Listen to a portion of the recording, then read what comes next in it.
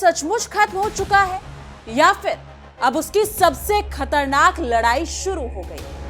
क्या मिसाइलों और बमों के बाद अब दिमागों और दिलों को निशाना बनाया जा रहा है?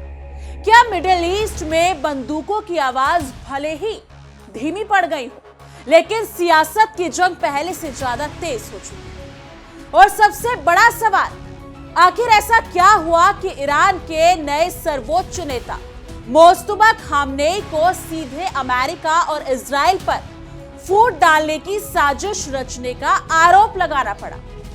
एक ऐसा बयान जिसने तेहरान से लेकर वॉशिंगटन और तेल अवीव तक हलचल मचा दी। एक ऐसा संदेश जिसमें सिर्फ आरोप नहीं बल्कि चेतावनी भी है। एक ऐसा दावा जिसमें कहा गया है कि युद्ध के मैदान में मनचाहा नतीजा ना मिलने के बाद अब ईरान के भीतर अविश्वास और विभाजन की नई कहानी लिखने की कोशिश की जा रही है। तो क्या ये सिर्फ एक राजनीतिक बयान है या फिर आने वाले दिनों की बड़ी रणनीति का संकेत? क्या मिडिल ईस्ट की जंग अब नए मोड़ पर पहुंच चुकी है? और क्या इस पूरे घटनाक्रम के पीछे कोई ऐसा खेल चल रहा है जो दुनिया को अभी दिखाई नहीं दे रहा?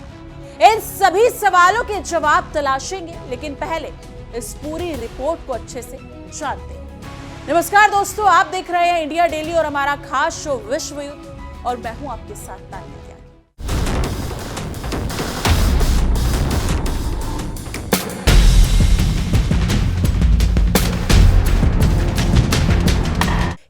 खत्म हो गया है? यह सिर्फ उसका चेहरा बदल गया? क्या मिसाइलों की गूंज अब शब्दों के शोर में बदल चुकी है? और क्या मध्य पूर्व की धरती पर अब एक नई जंग शुरू हो चुकी है जो बंदूकों से नहीं बल्कि लोगों के दिलों और दिमागों से लड़ी जाएगी? आज हम आपको इसी मुद्दे और बयान के भीतर, जिसने एक बार फिर अमेरिका, इजराइल और ईरान के बीच चल रही खींचतान को दुनिया की सुर्खियों में ला दिया।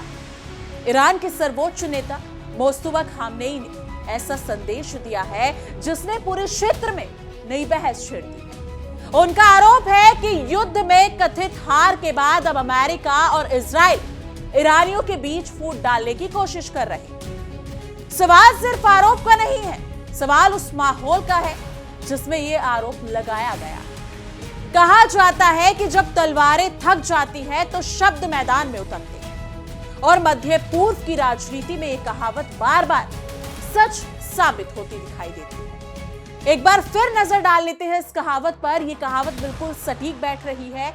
कहा जाता है कि जब तलवारें थक जाती हैं तो शब्द मैदान में उतरते हैं, और देखा जाए तो यह कहावत बिल्कुल सटीक है और सच साबित होती दिखाई देती है। युद्ध विराम लागू है, लेकिन तनाव खत्म नहीं हुआ। बातचीत जारी है, लेकिन भरोसा कायम नहीं हो पाया। ऊपर से सब कुछ शांत दिखाई देता है, लेकिन अंदर ही अंदर राजनीतिक लावा लगातार खोल रहा है। ऐसे माहौल में आने वाला हर बयान, हर संदेश और हर शब्द अपने साथ कई मायने लेकर आता है। मोस्तफा खामनेई का यह संदेश भी उसी कड़ी का हिस्सा माना जा रहा है। जी हाँ, आपने सही सुना, मोस्तफा खामनेई ने अभी हाल ही में बयान दिया है जिसको उसी कड़ी से जोड़ा जा रहा। देखिए हमारी एक खास रिपोर्ट हमारे सहयोगी विवेक शांडिल्य के साथ।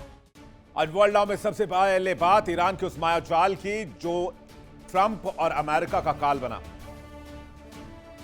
अमेरिका को लगा था ईरान घुटनों के बल चलकर आएगा, अमेरिका से माफी मांगेगा, गड़गड़ाएगा और कहेगा मालिक माफ कर दो, हमसे गलती हो गई, हम परमाणु बम नहीं बनाएंगे, और जो आप कहेंगे हम वही करेंगे।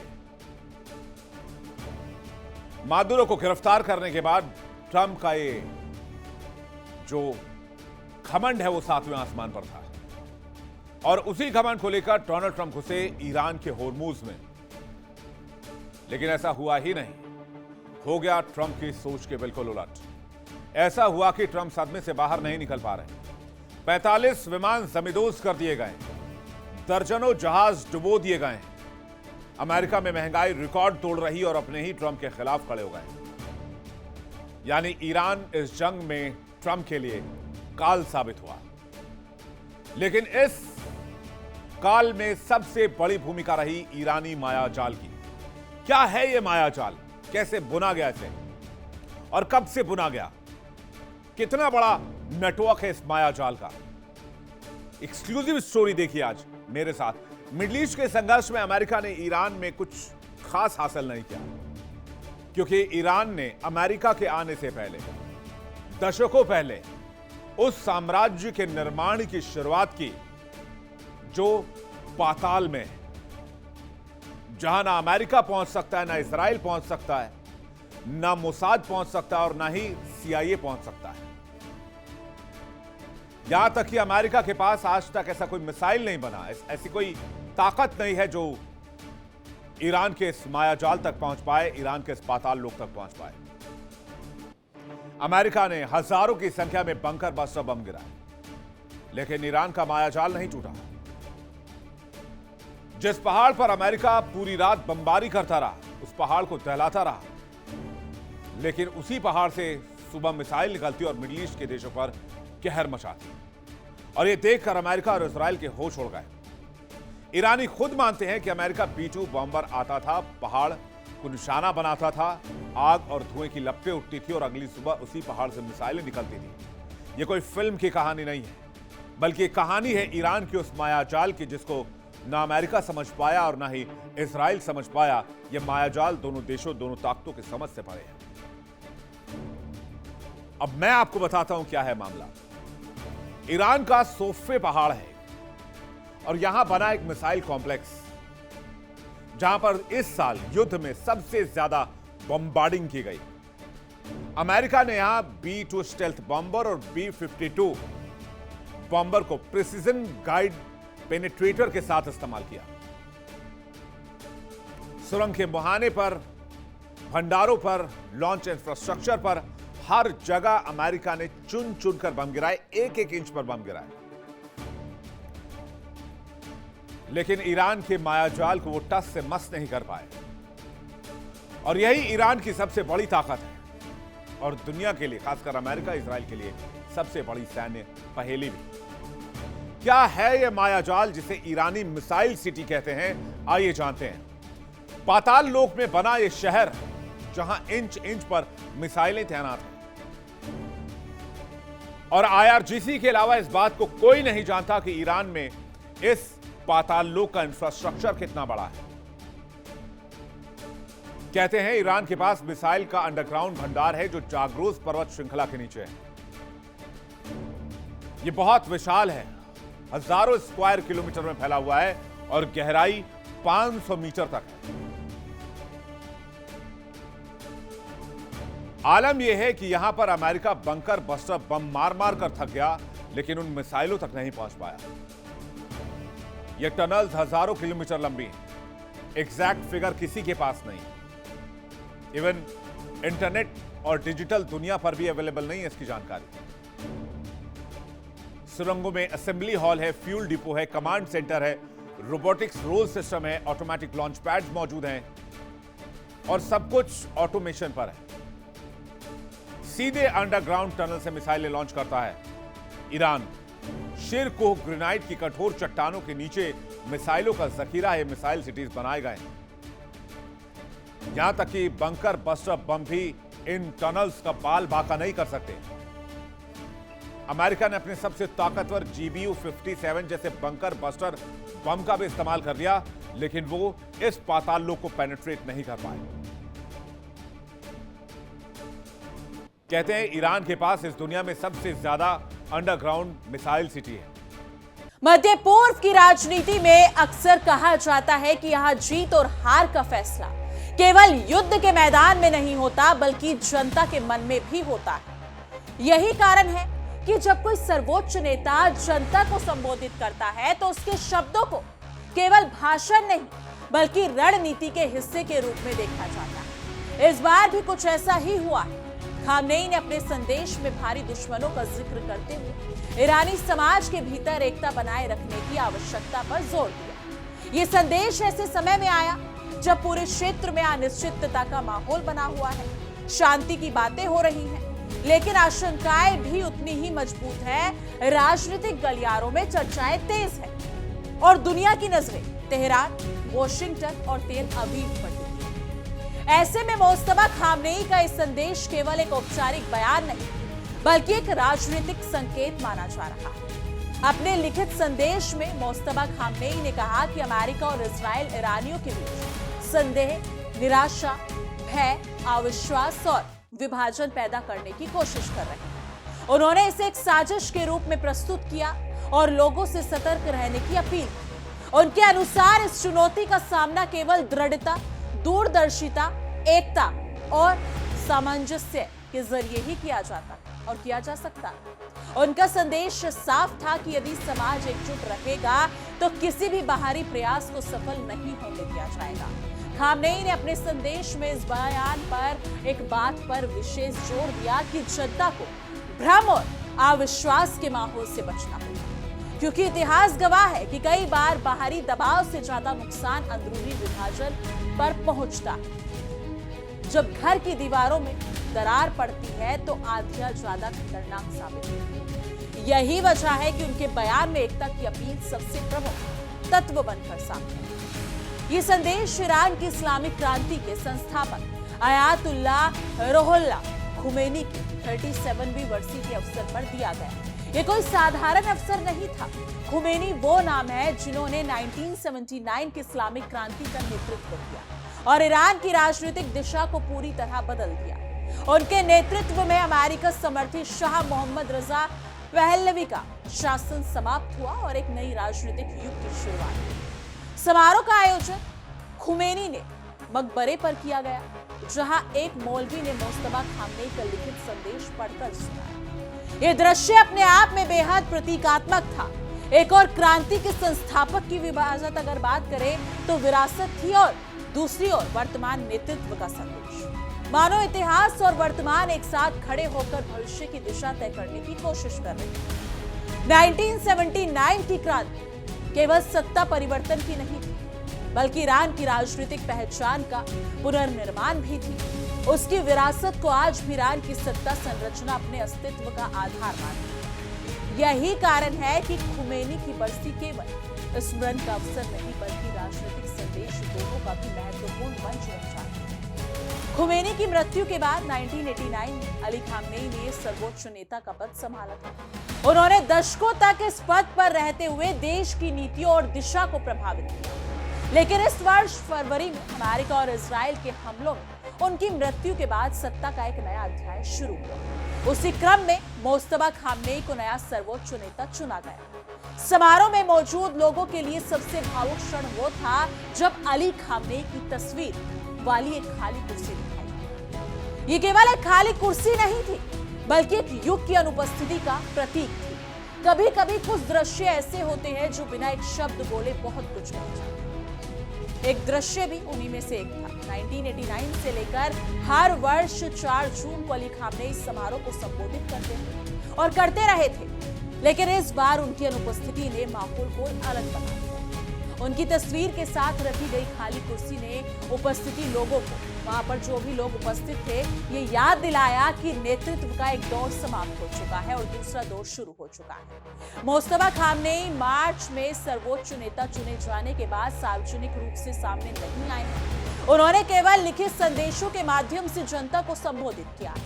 यही वजह है कि उनका हर बयान विशेष महत्व रखता है और उसे ध्यान से पढ़ा और समझा जाता है। समारोह स्थल पर मोस्तफा खामनेई और पिछले 2 सर्वोच्च नेताओं की तस्वीरें लगाई गई थी। ये केवल एक औपचारिक व्यवस्था नहीं थी, बल्कि नेतृत्व की निरंतरता का संदेश भी था। इसके जरिए दिखाने की कोशिश की गई कि वर्तमान नेतृत्व उसी वैचारिक धारा का हिस्सा है जिसने इस्लामिक गणराज्य की नींव रखी। लाइव प्रसारण में दिखाई दिया कि बड़ी संख्या में लोग इस्लामिक गणराज्य का झंडा लहरा रहे थे। माहौल पूरी तरह राजनीतिक और भावनात्मक दोनों थे। उपस्थित लोगों ने अपनी उपस्थिति के जरिए समर्थन और एकजुटता का संदेश देने की कोशिश की। समारोह में ईरान समर्थित लेबनानी समूह हिजबुल्लाह के बैनर भी नजर आए। इससे ये संकेत मिला कि ईरान क्षेत्रीय मुद्दों को अपनी व्यापक रणनीति का हिस्सा मानता है। उसकी नीतियां केवल राष्ट्रीय सीमाओं तक सीमित नहीं, बल्कि पूरे क्षेत्रीय परिदृश्य से जुड़ी हुई दिखाई देती है।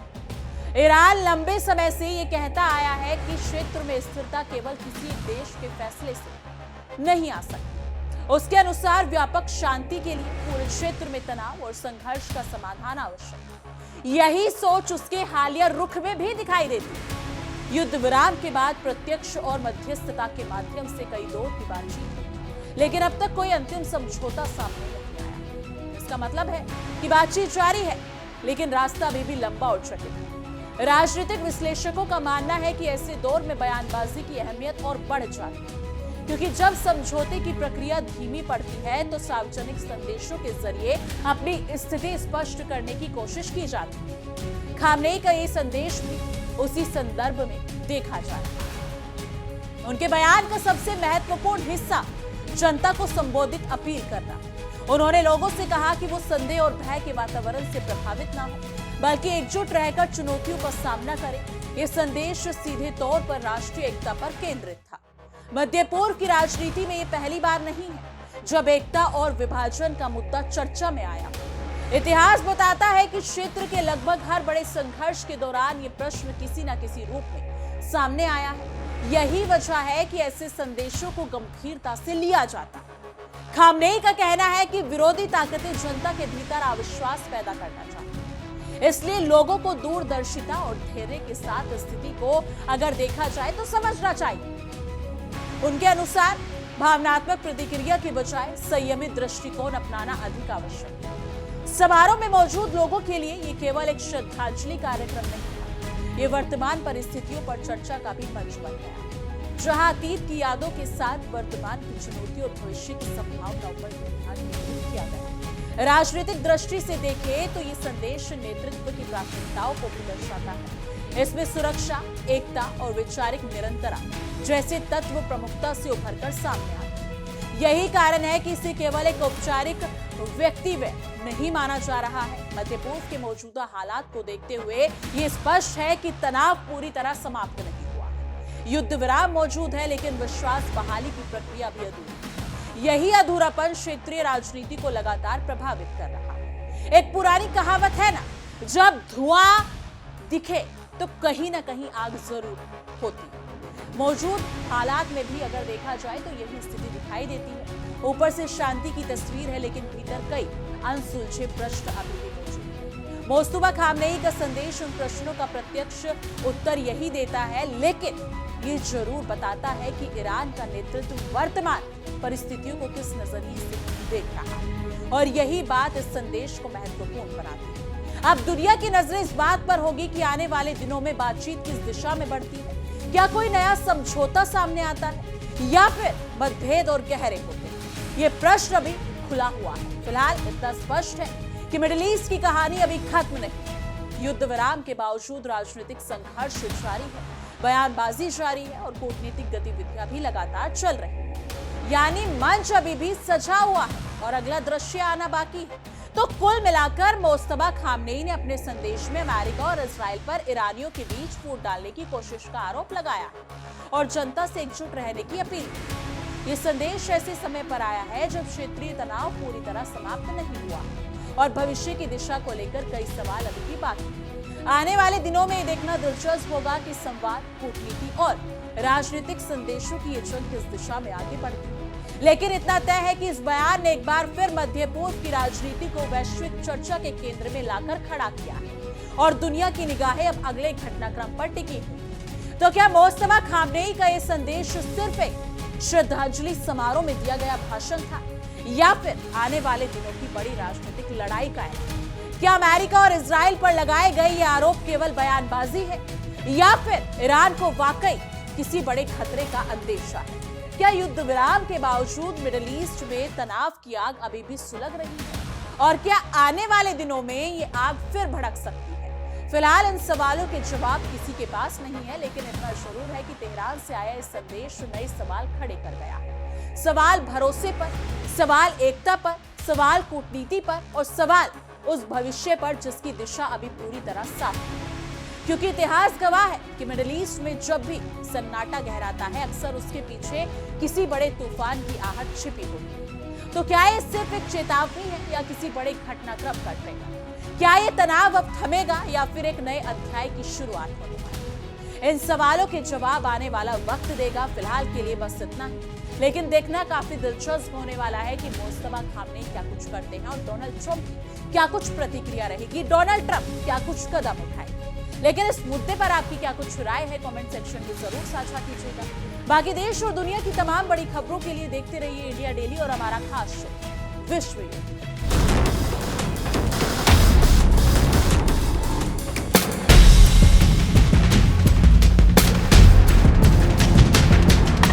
देखिए इंडिया डेली 24/7 अब आपके स्मार्ट टीवी पर।